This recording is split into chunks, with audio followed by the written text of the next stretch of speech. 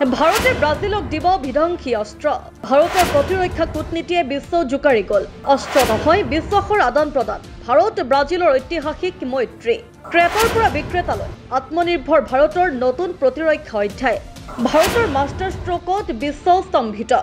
এহাতে দিয়া এহাতে লোৱা এখন স্মাৰ্ট চুক্তিৰে ভাৰতে খলালে খেলৰ গতি তৰোৱালেৰে যুঁজি জয় কৰা যুদ্ধতকৈ প্ৰজ্ঞাৰে জয় কৰা যুদ্ধ বহুগুণেই শ্ৰেষ্ঠ আৰু এইবাৰ ভাৰতে তাকেই কৰি দেখুৱাইছে বিশ্বৰ অস্ত্ৰ কূটনীতিৰ মঞ্চত এক নতুন শক্তিশালী নামৰ আবিৰ্ভাৱ হৈছে আৰু সেই নামটোৱে হৈছে ভাৰত শেহতীয়াকৈ ভাৰতে এনে কৌশলগত পদক্ষেপ লৈছে যি কেৱল ব্ৰাজিলকে নহয় বৰঞ্চ সমগ্ৰ বিশ্বৰ প্ৰতিৰক্ষা মহলক আচৰিত কৰি তুলিছে ইতিহাসৰ অন্যতম বৃহৎ প্ৰতিৰক্ষা চুক্তিৰ খবৰ পোহৰলৈ আহিছে ব্ৰাজিলে ভাৰতৰ পৰা প্ৰায়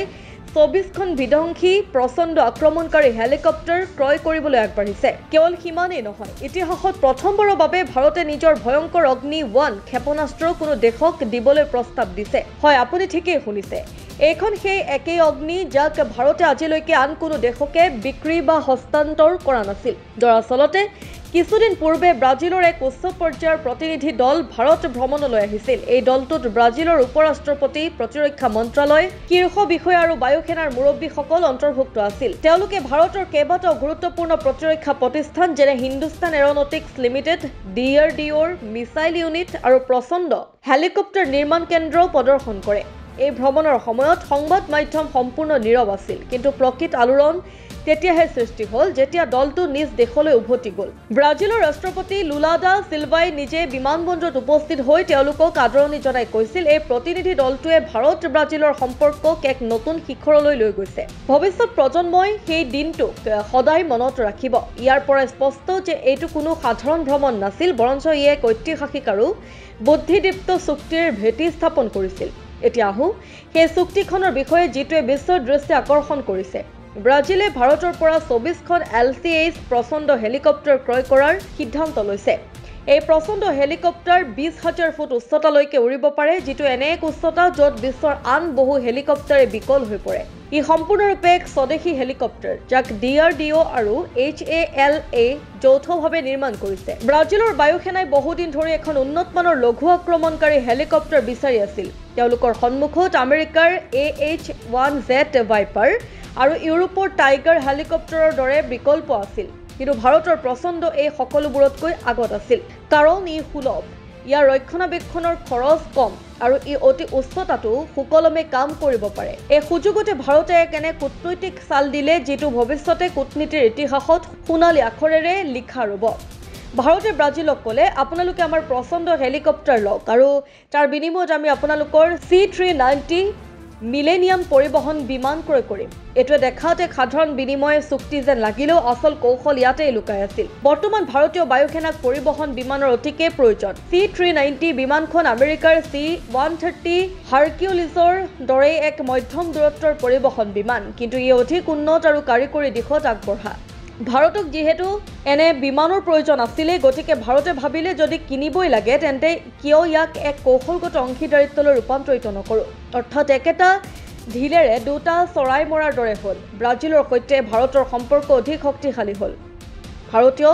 বায়ুসেনাই নিজৰ প্ৰয়োজনীয় বিমান লাভ কৰিলে কিন্তু খেলখনৰ আটাইতকৈ আকৰ্ষণীয় মুহূৰ্তটো তেতিয়াহে আহিল ইতিহাসত প্ৰথমবাৰৰ বাবে ভাৰতে কোনো দেশক নিজৰ বেলিষ্টিক ক্ষেপণাস্ত্ৰ দিবলৈ প্ৰস্তাৱ আগবঢ়ালে অগ্নি সিৰিজ যাক ভাৰতৰ প্ৰতিৰক্ষা প্ৰযুক্তিৰ মুকুটমণি বুলি কোৱা হয় সেই ক্ষেপণাস্ত্ৰটো হৈছে অগ্নি-1 যাৰ ৭০০ কিলোমিটাৰলৈকে আঘাত কৰাৰ ক্ষমতা আছে আৰু ই সম্পূৰ্ণ স্বদেশী প্ৰযুক্তিত নিৰ্মিত আজিলৈকে ভাৰতে এই ক্ষেপণাস্ত্ৰ কোনো দেশৰ সন্মুখত প্ৰদৰ্শন কৰা নাছিল বিক্ৰীৰ প্ৰস্তাৱ দিয়াটো দূৰৰ কথা কিন্তু ভাৰতে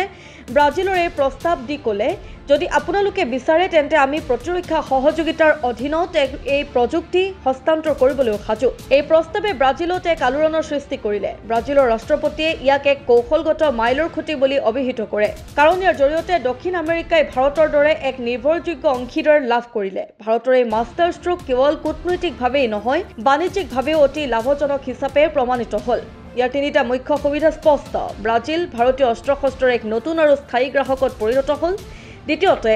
ভাৰতে নিজৰ বায়ুসেনাৰ বাবে প্ৰয়োজনীয় পৰিবহণৰ বিমান লাভ কৰিলে তৃতীয়তে ভাৰতৰ প্ৰতিৰক্ষা উদ্যোগে দক্ষিণ আমেৰিকাৰ বজাৰত এক শক্তিশালী খোপনি পুতিলে এটা কল্পনা কৰক যিখন বজাৰত আমেৰিকা আৰু ইউৰোপৰ দৰে শক্তি ইতিমধ্যে উপস্থিত আছিল তাত ভাৰতে পাৰস্পৰিক বিশ্বাস আৰু সুলভ মূল্যৰ অস্ত্ৰৰে নিজৰ স্থান দখল কৰিলে আৰু এয়া কেৱল আৰম্ভণিহে। ভাৰত আৰু ব্ৰাজিলে এতিয়া তেজস যুদ্ধ বিমান, ব্ৰাহ্মছৰ ৰপ্তানি আৰু মহাকাশ প্ৰযুক্তিৰ সহযোগিতাৰ ওপৰতো আলোচনা আৰম্ভ কৰিছে। ব্ৰাজিলৰ নিজা বিমান নিৰ্মাণকাৰী কোম্পানী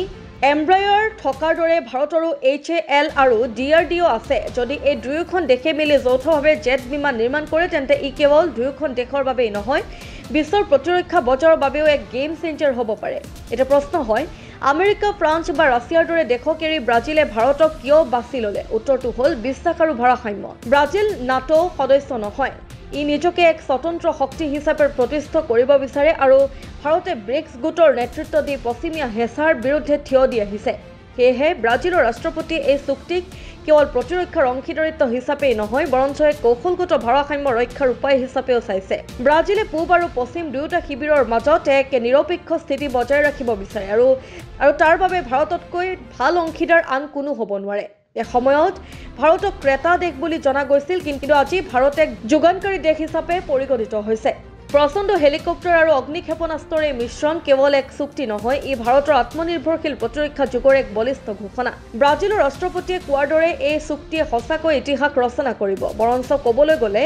ইতিহাস ইতিমধ্যে ৰচিত হৈ গৈছে, কাৰণ ভাৰতে পুনৰ এবাৰ প্ৰমাণ কৰি দেখুৱালে যেতিয়া কৌশল সঠিক হয় তেতিয়া অস্ত্ৰ শস্ত্ৰও কূটনীতিৰ সঁজুলি হৈ পৰে।